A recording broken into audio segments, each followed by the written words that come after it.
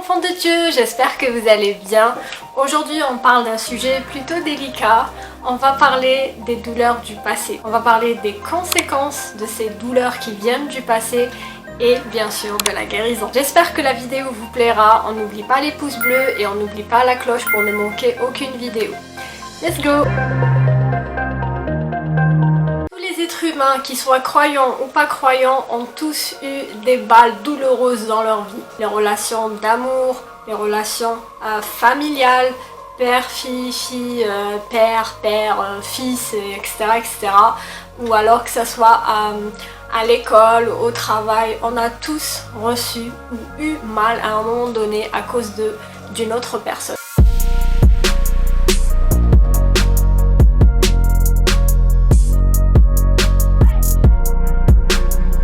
Le problème, c'est qu'à chaque fois que nous recevons une balle, ça ricoche.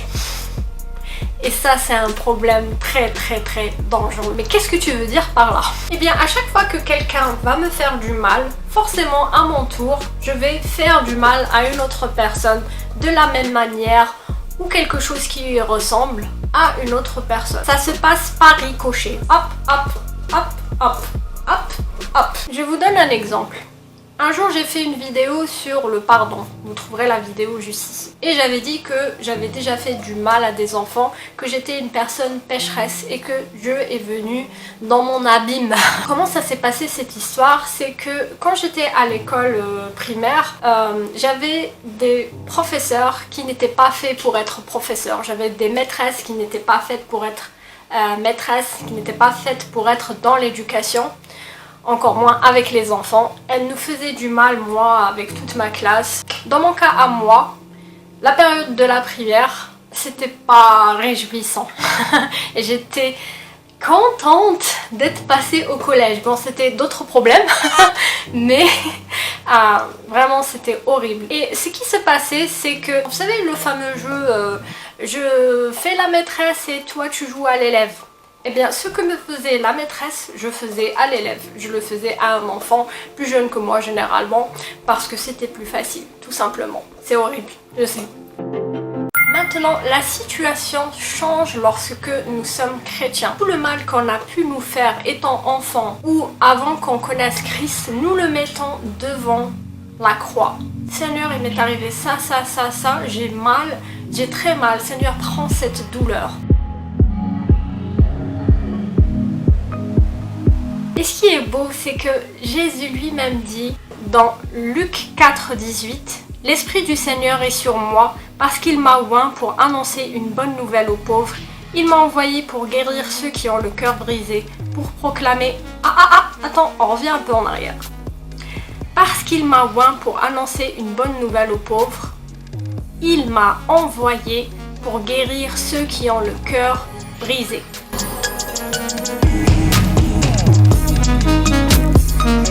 Et là tu vas me dire, Jésus, ouais, il est gentil, je l'aime bien, mais en quoi il peut m'aider concrètement? Eh bien, il faut savoir que Jésus n'est pas de ce monde. Il y a un verset qui dit que avant qu'Abraham ne fût, je suis. C'est Jésus-Christ qui a dit ça. Jésus n'a pas de problème avec son identité. Il sait très bien qu'il est le Fils de Dieu. Il a reçu lui-même en personne l'amour de Dieu avant de venir sur terre pour éprouver tout ce qu'il a éprouvé pour nous. Tu vas me dire en quoi? J'ai toujours pas compris. Mais en fait, c'est une relation de cause à effet. Jésus reçoit l'amour de Dieu, nous le recevons, nous donnons après de l'amour. Alors que des personnes qui ont reçu de l'amertume, de la haine, etc., nous le subissons, nous le redonnons. Vous voyez le trio? De haut en bas, Ouais, bref. La parole dit qu'un frère offensé est plus difficile à gagner qu'une ville forte. Et les querelles sont comme les verrous d'un palais. Ça, c'est dans Proverbe 18-19, mais c'est la version Darby. Il s'avère qu'à chaque fois qu'une personne va me faire du mal, moi, je vais me mettre à construire mon mur. Une personne me fait du mal, je mets une brique. Une autre personne me fait du mal, je mets une autre brique. Et à force, je me retrouve avec un mur. Et cette fameuse muraille devient ma prison. Je ne laisserai pas une personne m'approcher parce qu'elle ressemble trop à l'autre personne ou elle pourrait me faire la même chose que cette personne. Du coup, je me barricade, Je ne parle plus à personne et personne ne peut me faire du mal. L'Éternel éprouve notre foi avec du feu et ce qu'il en ressort, c'est de l'or pur. À chaque fois qu'on va me faire du mal, au lieu de faire du mal à mon tour, étant donné que je connais la parole maintenant, celui qui me tapera sur la joue droite, je lui donnerai ma joue gauche. Si on me vole ma veste, je vais donner mon manteau et je ne vais pas rendre le mal par le mal. Certains vont me dire oui, mais être trop gentil aussi, c'est devenir la serpillière de tout le monde. On ne va pas te remercier, mais on va te rabaisser au contraire.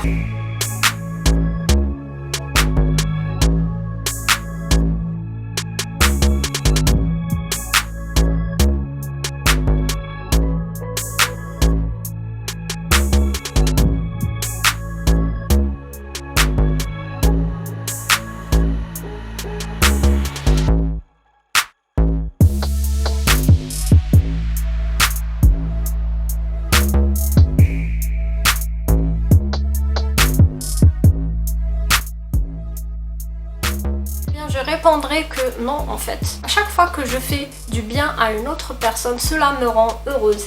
Alors que si je rends le mal par le mal, je me remplis d'amertume et je vis dans la prison que j'ai construite moi-même, avec le fameux mur que j'ai monté moi-même.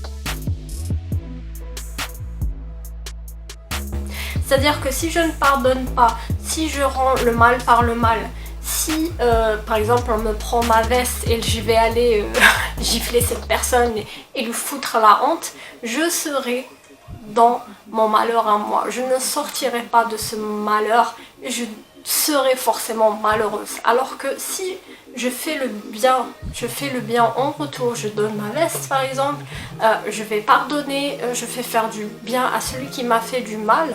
Déjà la personne qui va me voir lui faire du mal, lui faire du bien alors qu'elle m'a fait du mal, elle est... qu'est-ce qui se passe? Elle est étonnée et ça fait qu'elle commence déjà à changer elle-même. Et surtout, ça fait de moi que je me débarrasse de mes liens pour avancer. Dans Galates 6, 8 à 9, il dit « Celui qui sème pour sa chair moissonnera de la chair la corruption, mais celui qui sème de l'esprit moissonnera de l'esprit la vie éternelle. » Alors choisissons. Choisissons l'amour de Dieu. Choisissons la vie éternelle. Choisissons la paix au lieu de l'amertume, au lieu de notre prison. Avançons.